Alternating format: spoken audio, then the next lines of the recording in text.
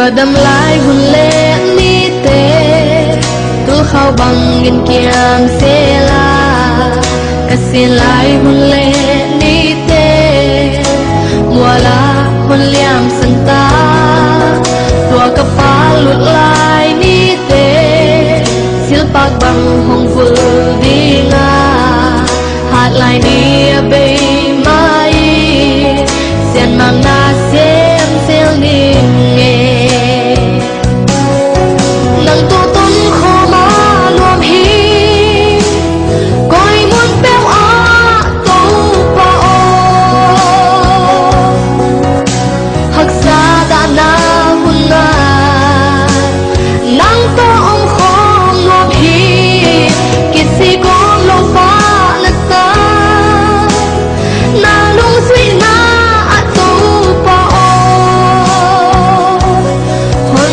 เซลนิงเงฮอนปีเซลิมโน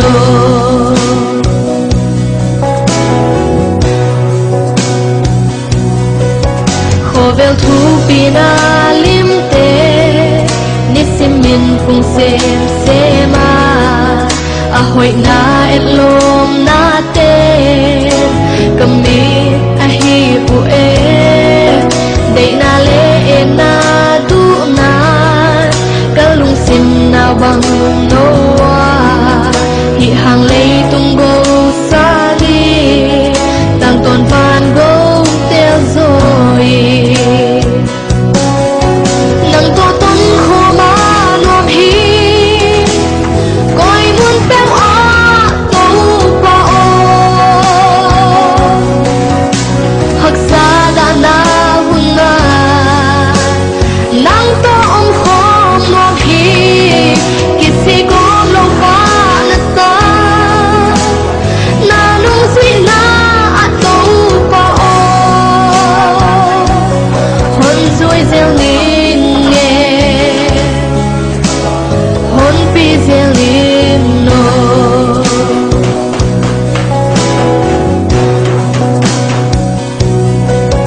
นี่เป็นครอสกว่า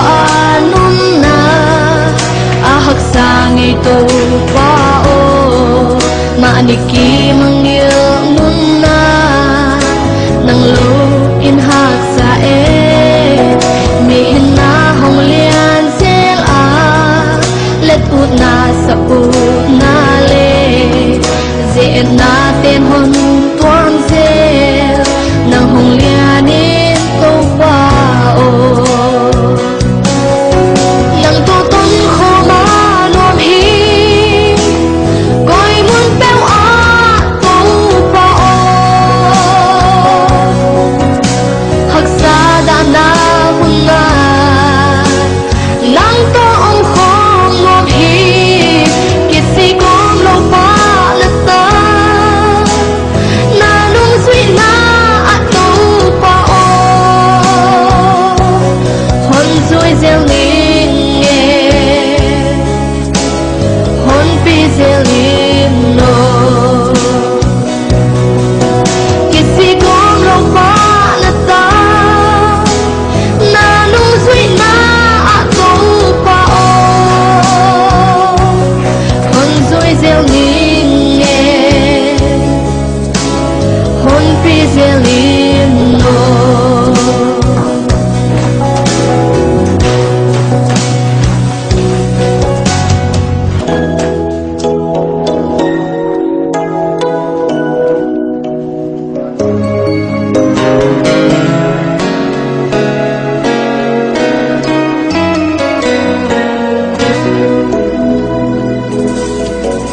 ก็ดำลายหุ่นเล่นี่เตตัวเขาบังกินเกียมเสลากะเสียลายหุ่นเล่นี่เตมัวลาหุ่นเลี้ยมสันตาตัวกระปาหลุดลายนี่เตศิลปะบังห้องฟูดีงาหาดลายนี้เบยมาเสียนมังนาเสียมเซลนิงเงนังตัวต้นขอมารวมฮีก้อยมุนเป้วอาตัวปะโอ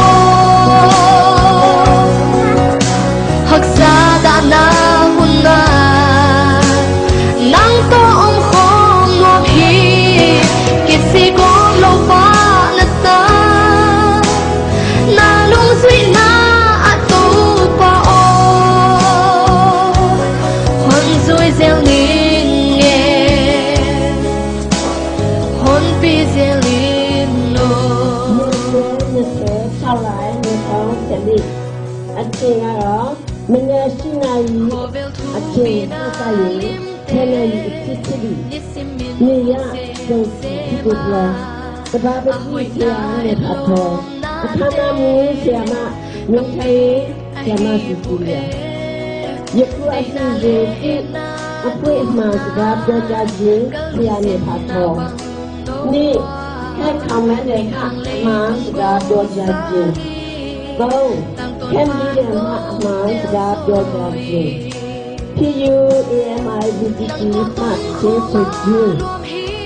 ว้า UIS ยาวนะมาสดาโดยาจินชาวสตูดิโอ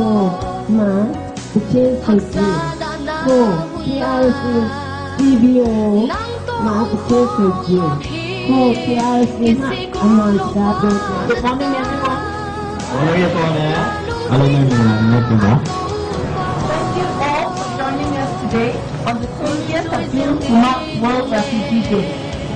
ကျွန်တော်တို့ဆိုရင်ဒီမှာဆက်ပြီးကမ္ဘာ့ဒုက္ခသည်တွေကိုဂုဏ်ပြုတဲ့အနေနဲ့ကျွန်တော်တို့နဲ့အတူတရားချီးမြှင့်တဲ့အတွက်ကျေးဇူးတင်ပါတယ် This year, UNHCR commemorates the resilience of refugee families. We believe one family torn apart by war is two men. Around the world, conflicts are forcing record numbers of people to flee with a devastating impact on families. And more than 14 million people are displaced due to war or human rights abuse. ပါတယ်စစ်ပေးကြောင့်ပြိုကွဲပျက်စီးရတဲ့မိသားစုဝင်တွေကတစုမကအလွန်များပြားတယ်ဆိုတာကျမတို့ယုံကြည်ပါတယ်အိမ်တော်မိသားစုတွေအပေါ်မှာဆိုးဆိုးရွားရွားကျိုးတက်ရောက်စေတဲ့ကမ္ဘာတဝန်းကပဋိပက္ခတွေဟာဆိုရင်လူပေါင်းများစွာကိုအိုးအိမ်စွန့်ပစ်ကတက်ပြေးမှုအတွက်တွန်းအားပေးနေပါတယ်စစ်ပွဲဒါမှမဟုတ်လူအခွင့်အရေးချိုးဖောက်မှုတွေကြောင့်လူပေါင်းတန်း40ကျော်ဟာတက်ပြေးတိမ်းရှောင်နေရပါတယ် Many of you here have raised families in the camps. Others are born here and have gone on to have your own family. There are many challenges, and you endeavor to find safe spaces to raise and educate your children, support those who are vulnerable, and protect your family from harm. အခုဒီနေရာမှာရောက်နေတဲ့သူအများစုဟာဆိုရင်ဒီစခန်းထဲမှာမိမိတို့ရဲ့မိသားစုတွေကိုပြုစုပြောင်းထောင်ခဲ့ကြသူတွေဖြစ်ပါတယ်အချို့သူတွေကလည်းစခန်းထဲမှာပဲမွေးဖွားလာကြပြီးမိမိတို့ရဲ့မိသားစုတွေကိုအတီးတီးဆက်လက်ထူထောင်နေကြတဲ့သူတွေဖြစ်ပါတယ်လုံခြုံပေးကင်းတဲ့နေရာတွေကိုရှာဖွေပြီးတော့မိမိတို့ရဲ့ကလေးတွေကိုပြုစုပြောင်းထောင်ဖို့ပညာသင်ပေးဖို့အားနည်းနေတဲ့သူတွေကိုကူညီဖို့နဲ့မိမိတို့ရဲ့မိသားစုတွေကိုဘေးအန္တရာယ်ကနေကာကွယ်ဖို့အတွက်ဒီလိုကြိုးပမ်းတဲ့အခါမှာစင်ပေါ်မှုများစွာရှိပါတယ် UNHCR salutes families and the wider community for your courage. Through your undefeatable spirit, you have rebuilt your life and your community. We hope you and your families will find the strength to stay together, weather the many difficulties, and still harbor hopes and dreams for a better future. တို့ရဲ့ရဲစွမ်းတက်သည့်အတွက်အိမ်တော်မိသားစုဝင်တွေနဲ့ပုံမကျေပြန့်တဲ့လူအတိုင်းဝိုင်းကို UNHCR အနေနဲ့ချီးကျူးဂုဏ်ပြုပါတယ်။ဘယ်ရာကမှအနိုင်ယူလို့မရတဲ့စိတ်ဓာတ်တွေနဲ့အတူတင်တို့ရဲ့ဘဝတွေနဲ့တင်တို့ရဲ့အတိုက်အမွန်းတွေကိုတင်တို့ပြန်လည်တည်ဆောက်နိုင်ခဲ့ပါပြီ။အခက်အခဲတွေအများအပြားရှိနေပေမဲ့တင်နဲ့တင်တို့ရဲ့မိသားစုဝင်တွေအတူတကွနေထိုင်နိုင်ဖို့အတွက်ခွန်အားရရှိပြီးပုံမကောင်းမွန်တဲ့အနာဂတ်အတွက်တင်တို့ရဲ့မျှော်လင့်ချက်နဲ့အိမ်မက်တွေဆက်လက်ရှင်သန်နေလိမ့်မယ်လို့ကျမတို့အနေနဲ့မျှော်လင့်ပါတယ် On this occasion, we would like to express our gratitude to the Royal Thai government and the people of Thailand for their long-term and ongoing generosity in hosting refugees and asylum seekers.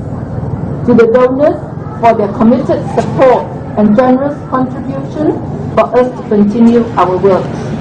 UNHCR also acknowledges the tireless efforts of all community organizations and agencies in supporting these temporary shelters. ခါသီးတဲ့တိုးပို့မှုတွေကြောင့်ကျွန်တော်တို့ဒီမှာလာပြီးဒုက္ခတွေဖြစ်လာဖြစ်တယ်ကျွန်တော်ဒီလောကမှာဆိုရင်အင်မတန်မှထူးခြားကမ္ဘာပေါ်အရာကြည့်မယ်ဆိုလို့ရှိရင်မလိုအပ်တဲ့ပစ္စည်းအပုံးဝင်တဲ့ပစ္စည်းတွေကိုလူများတွေကပြစ်ထားခဲ့ မဲ့တချို့သောနေရာမှာအသုံးမလိုပေမဲ့လည်းမကြိုက်ပေမဲ့လည်းပြင့်သုံးရတယ်ရှိအဲ့ဒီထဲမှာဒုက္ခတဲ့နေ့ပြပခြင်းတစ်ခုပါလိမ့်မယ်လို့ကျွန်တော်ထင်တယ်ဒုက္ခတဲ့နေ့ကိုပြပခြင်းအဖြစ်ဒီမှာလာတဲ့ပရိသတ်တွေကိုကျွန်တော်မေးကြည့်မယ်ဒုက္ခတဲ့နေ့ကိုပြပခြင်းတော့ပြောသလားကြိုက်နေတဲ့သလားကျွန်တော်ထင်တာကတော့များသောအဖြစ်ကတော့မပတ်မကြည့်ပါဘူးဘူးလို့ပြထွက်လာလိမ့်မယ်လို့ကျွန်တော်ထင်တယ်ဘာလို့လဲဒုက္ခတဲ့ဘဝအင်မတန်မှကြီးဝေးကြကောင်းတဲ့ဘဝဒုက္ခတွေမျိုးမျိုးတွေနဲ့တွေ့ရတဲ့ဘဝစိန်ခေါ်မှုမျိုးမျိုးနဲ့တွေ့ကြုံရတဲ့ဘဝဖြစ်တဲ့အတွက်ကြောင့်ဒီနေ့ကိုထူးထူးခြားခြားကြည့်ပါဒီနဲ့စိတ်ကတော့ကြည့်မယ်လို့မထင်ပါဘူးဒါပေမဲ့ဒီဒုက္ခနေ့ကိုကြည့်ပါခြင်းဘာကြောင့်လဲဆိုလို့ရှိရင်သူ့မှာရည်ရွယ်ချက်တွေလည်းရှိတယ်သူ့နေရာနဲ့သူ့ဌာနဲ့သူနော်ကောင်းွက်ကလေးတွေဓမ္မမိုးလို့ကြည့်အကျိုးများထွက်နိုင်တဲ့ဖက်ကိုကြည့်မယ်ဆိုလို့ရှိရင်ဒီနေ့မှာကျွန်တော်တို့ဘာကိုပြသလဲဆိုလို့ရှိရင်ဒုက္ခတွေဘဝအနေနဲ့ဒုက္ခတွေမျိုးမမေ့ဘူးနောက်တော့အဲ့ဒီမှာခုနကပြောသွားတဲ့ပျော်ပွဲကျင်ပွဲတွေအရင်ကြီးမှုတွေဖလှယ်ကြမယ်နောက်ပြီးတော့တယောက်နဲ့တယောက်ရင်းနှီးထိကြဖို့အတွက်ရည်ချက်လည်းရှိနေပါတယ်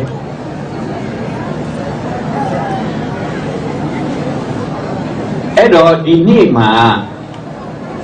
ဒုက္ခတဲ့နေ့ကိုကြည့်ပါတဲ့အပေါ်မှာကျွန်တော်ကြည့်မယ်ဆိုလို့ရှိရင်သူကဘာကောင်းတဲ့အောက်မှာ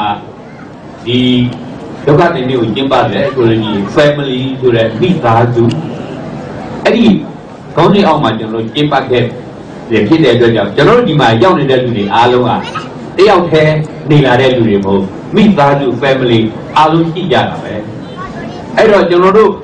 ကွဲကွာတဲ့ခုနမလိုလားတဲ့တုံ့ပြန်မှုကြောင့်ကွဲကွာတဲ့မိသားစုတွေကိုပြန်လဲတွေ့ဖြစ်ကြမှာပါလူတိုင်းကတော့မိမိရဲ့မိသားစုကို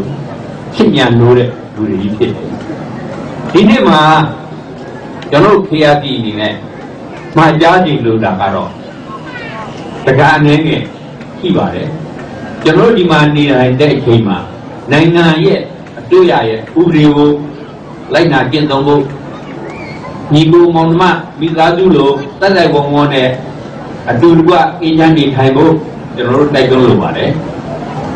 ကျွန်တော်တို့ဒုက္ခတွေကရွေးချယ်ပိုင်ခွင့်၃ခုရှိတယ်ဆိုတာခင်ဗျားတို့လည်းသိပါတယ်နံပါတ်1ချက်ကမိမိနိုင်ငံကိုမိမိဆန္ဒအရကြံဖို့အတွက်ရွေးချယ်ပိုင်ခွင့်ဓမ္မမိုလိုဂျီတတိယနိုင်ငံမှာအခြေချပိုင်ခွင့်ဓမ္မမိုလိုဂျီထိုင်းနိုင်ငံမှာအခြေချနေထိုင်ခွင့်အဲဒီအခြေ၃ခုရောက်တဲ့အထိကျွန်တော်တို့တင်းကြီးလုံးလုံးညီညီနဲ့နေထိုင်ဖို့အတွက်မှကြားလိုပါတယ်ဒီဒုက္ခတွေများနေ့ပြပချင်းရဲ့ပွဲများပြန်ပြီးဆုံးပါလေဆိုကျွန်တော်ဟိုတာညွှန်လိုက်ပါတယ်วันนี้นะครับวันเลฟูจีเดย์นะครับจัดครบรอบนะครับทุกวันที่20เดือนมิถุนายนของทุกปีนะครับตรงนี้ที่เนี่ยพอเราเนาะไม่ตั้งมาเราบอกเลยเขาโกรธรอเพื่อเมื่อนี้ถ้าจะตื่นก็เรารู้เนาะครับก็จริงๆก็ไม่อยากจะพูดถึงนะครับวันนี้มากนะเพราะเป็นวันที่พูดแล้วก็อาจจะสะเทือนใจบางคนเป็นวันที่ทำให้พวกเราทุกคนได้มาอยู่ณที่นี้โดยได้หรอการบ้านได้หรอแต่ดุดุมาเราบ้านเป็นHello, Mangalava. Good morning, everyone. Let me say, express our gratitude and our heartfelt appreciation to all the group, all the people that are concerned.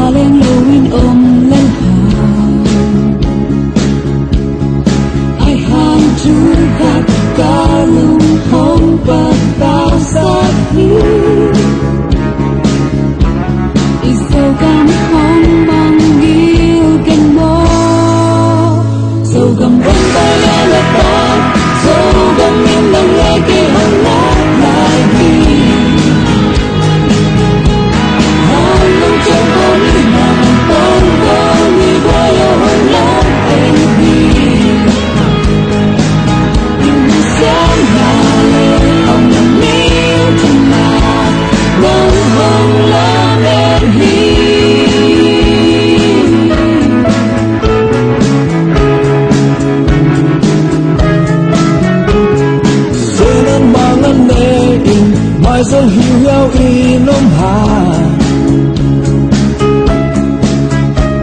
vào lên hàm dông xiêm tung qual tung ta băng quang ta ha